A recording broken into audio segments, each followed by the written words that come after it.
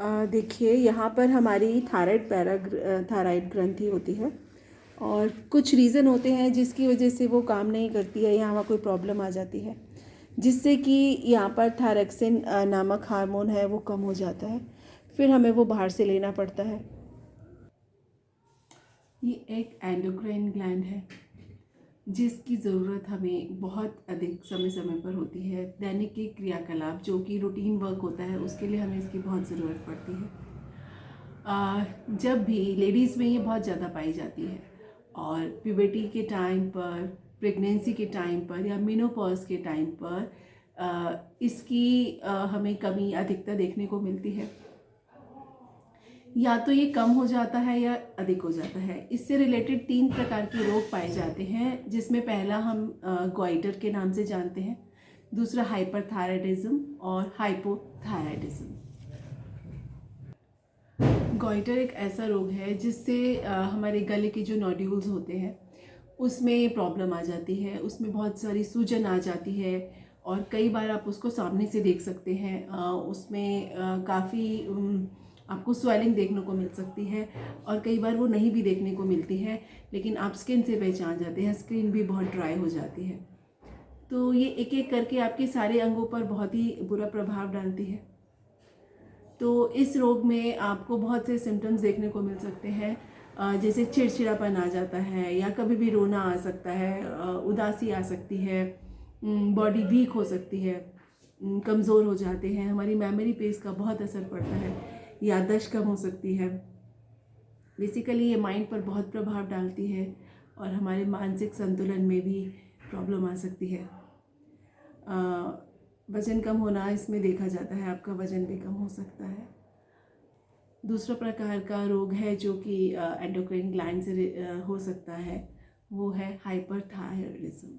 Hyperthyroidism में जो thyroid है वो ग्लैंड बढ़ जाता है।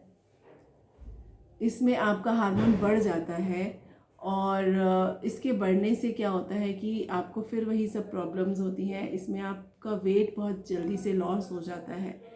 आँखें ऐसे लगता है कि बाहर की तरफ आएंगी, आप वीक हो जाते हैं, कमज़ोर हो जाते हैं, मेटाबॉलिज्म काफ़ी स्लो हो जाता है। आपको बहुत ही उदासी, आलस, थकावट, वीकनेस फील होगी, बार बार यूरिन जाने की इच्छा होगी।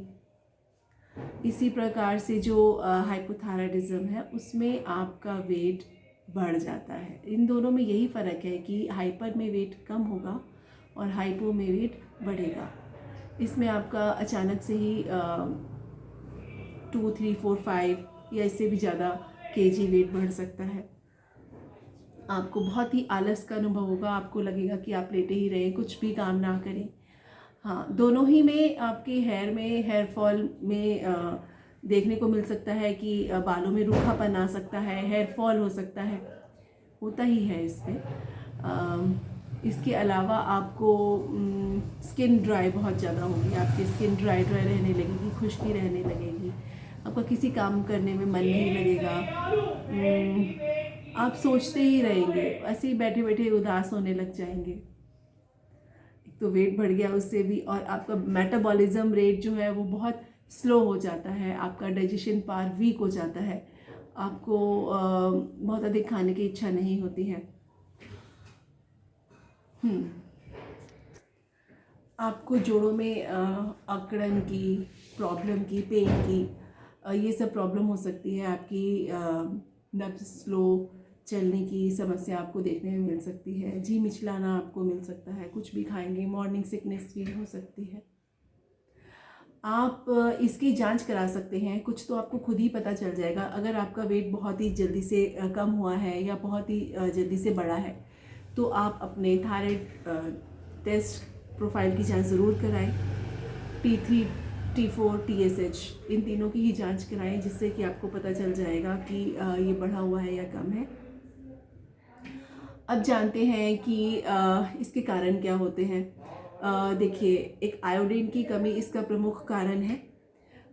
जब हम भोजन को पका देते हैं या बहुत ही अधिक कुक्ड फूड खाते हैं, मिर्च मसाले वाला भोजन खाते हैं, तो कहीं ना कहीं हमारे हार्मोन्स डिस्टर्ब होते हैं, और आयोडीन भी जो हमें नेचुरल फॉर्म में मिलना चाहिए भोजन से, वो नहीं मिल पाता है, तो हमें बाहर से लेना पड़ता है।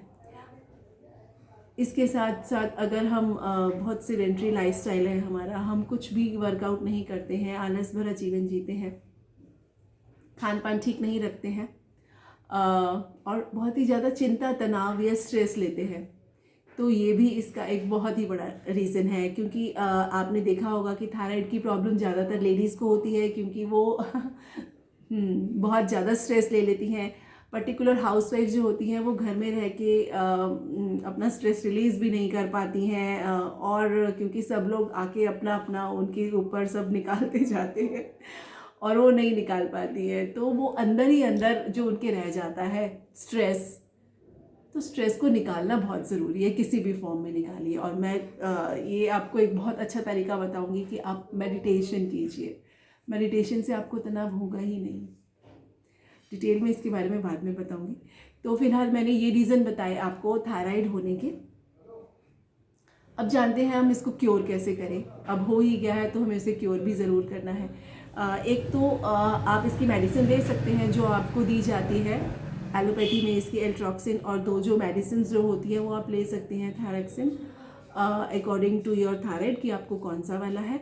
और एक उसकी क्वांटिटी भी सेट हो जाती है कि कितने mg आपको लेना है, वो आपके डॉक्टर आपको सेट करके बताएंगे कि आपको कितने mg की ज़रूरत है। और दूसरी बात मैं ये कहूँगी कि अगर आप मेडिसिन पर जाते हैं तो वो मेडिसिन आपको लाइफ लॉन्ग खानी पड़ेगी। आप मेडिसिन छोड़ेंगे तो आपका थायराइड ऊपर नीचे होना शुरू हो जाएगा। थायराइड की मेडिसिन जो है वो थायराइड का क्योर नहीं है, वो थायराइड को रोक रहा है till you are taking that medicine.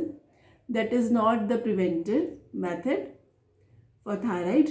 तो मैं तो यही कहूँगी कि अगर आपको अभी नया नया थायराइड हुआ है तो आप थायराइड की मेडिसिन स्टार्ट ना कीजिए।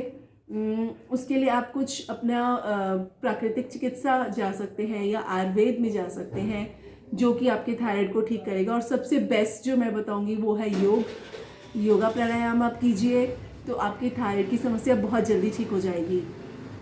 नेचुरोपैथी में हम ये कहेंगे कि आपको गले में एक गीली पट्टी का या मड पैक का लेप लगा सकते हैं, या मड पैक में कुछ हर्ब्स डाल के आप उसको लगा सकते हैं, तो इसमें आपका सिक्रीशन स्टार्ट हो जाएगा, जो कम या ज़्यादा हो गया है वो नॉर्मल आ जाएगा। उसके साथ साथ ही मैं आपको बताऊंगी कि एक धनिया इसके लिए बहुत ही अच्छा है। आप धनिए का पानी पीना शुरू कीजिए। अगर आपको फ्रेश धनिया अवेलेबल हो जाता है तो आप सुबह थोड़ा सा धनिया लेके उसको पीस लीजिए थोड़े से पानी के साथ, और उसको छान के खाली पेट लीजिए, डेली कीजिए। अगर नहीं है तो रात को साबुत धनिया भिगोइए 1 गिलास पानी में, 2 चम्मच, 1 चम्मच से स्टार्ट कीजिए, और सुबह उसको थोड़ा सा काढ़ लीजिए, पका लीजिए, और जब वो थोड़ा सा रह जाए तो उसको लीजिए, और ये आपको खाली पेट ही करना है। एक आंवला बहुत अच्छा है, आंवले का चूर्ण ले सकते हैं आप, जूस भी ले सकते हैं, उसमें शहद मिला के लीजिए, रात को सोते समय ये कीजिए, ये भी आपके लिए बहुत अच्छा है। और मैं आपको ये बताऊंगी कि इसके लिए हम कुछ आसन भी कर सकते हैं। ग्रीवा शक्ति विकासक, उज्जयी प्राणायाम, सिंहासन, सेतुबंध आसन, ये थायराइड के लिए बहुत ही अच्छे हैं। इनको करने से, ये जितने भी उपाय मैंने बताए, इनको करने से आपका थायराइड ठीक हो ही जाएगा, इस बात की मैं गारंटी लेती हूँ। लेकिन आपको सच में स्ट्रेस से भी दूर रहना पड़ेगा। आप थोड़ा सा ध्यान प्राणायाम कीजिए, अनुलोम विलोम कीजिए, फिर देखिए थायराइड कैसे नहीं जाएगा।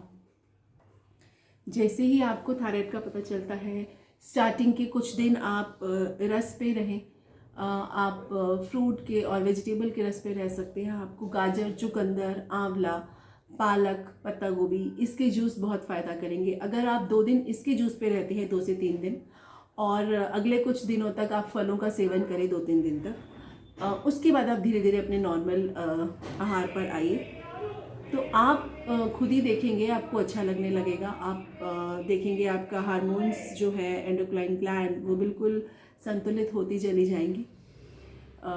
इसके लिए हमें एक बात और करनी चाहिए कि जब आप नॉर्मल आहार पर आएँ तो आपके खाने में आधा जो भोजन है वो कच्चा होना चाहिए, कच्चा सलाद होना चाहिए या स्प्राउट होना चाहिए, जिससे कि आपको नेचुरल जो उसमें से प्रोटीन, विटामिन्स और आयोडीन जो मिलेगा वो सब आपकी पूर्ति होती रहेगी। कैल्शियम अकॉर्डिंग, जैसे पत्ते लीफी वेजिटेबल्स हैं उसमें से आपको ये सब चीज़ें मिलेंगी। तो उसके लिए आप अंकुरित ज़रूर लीजिए। और सलाद में जो आजकल सब आ रहा है, गाजर, मूली, चुकंदर बहुत अच्छा है इसके लिए, खीरा, टमाटर, इस सब का सलाद अधिक से अधिक सेवन कीजिए। और आसन में मैंने आपको बता ही दिया, ये आसन मैं आपको अगली वीडियो में बताऊंगी कि हमें इसके लिए कौन कौन से आसन और कैसे करने हैं।